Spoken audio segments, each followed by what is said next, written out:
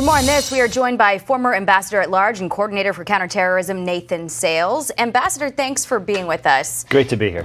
You know, one thing that Trey said that stood out to me is that Hamas is trying to frame Israel as not allowing these hostage negotiations to move forward. We know that the Israelis believe broadly that Hamas is playing for time here.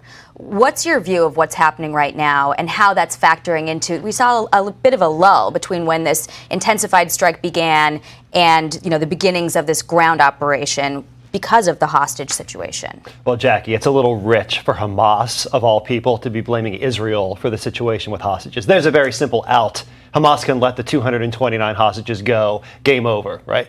So I do think there is some risk that Hamas is going to try to drag this out, dangle the hope of some sort of diplomatic resolution for the hostages in order to prevent Israel from coming in heavy into Gaza. And as Americans, as the administration needs to be very clear not to play that game, not to give Hamas an opening to exploit daylight between the United States and Israel. We've started to hear some chatter, some anonymous leaks in the press where the administration is saying, well, we don't really support a ground invasion, or, you know, you don't have strategic achievable objectives. That is the sort of ankle biting that's going to create opportunities for Hamas to exploit daylight between Washington and Jerusalem. Do you think that's happened at all yet? Because we've been hearing that this ground operation was imminent for a long time now. I mean, even yesterday, we have reporting that it was set to begin around noon Eastern, and instead of sending in that first division that they planned to do, they did, these intensified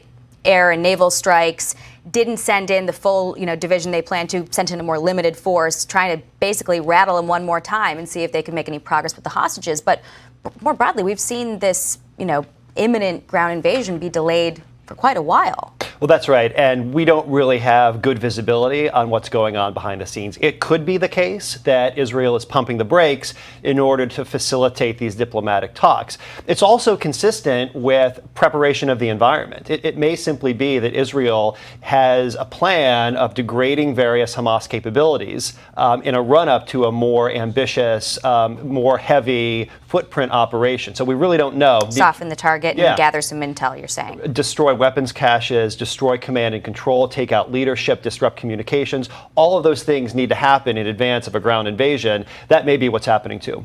I also want to ask you, the president has been praised on the right even for his Israel response. But he's getting now some resistance from the left. You had 18 House Democrats sign onto a resolution that called for an immediate de-escalation in Israel and occupied Palestine. That phrase stood out to me. And even former President Obama warned that, any Israeli military strategy that ignores the human costs of war could ultimately backfire. Are we seeing a problem potentially for the president within his own party growing before our eyes?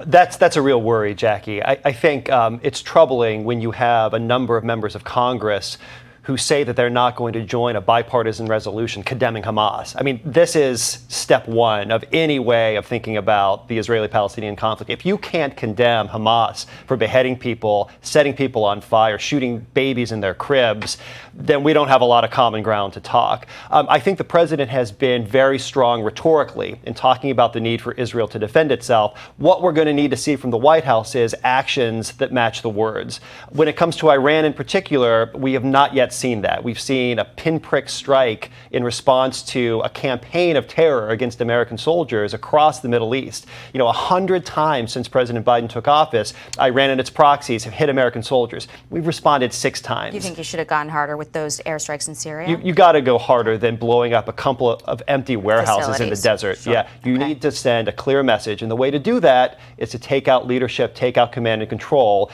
And the reason to do that is to avoid Iran thinking that it can escalate us into a regional war. Get away with it. All right, we're out of time. Ambassador Nathan Sales, thank you.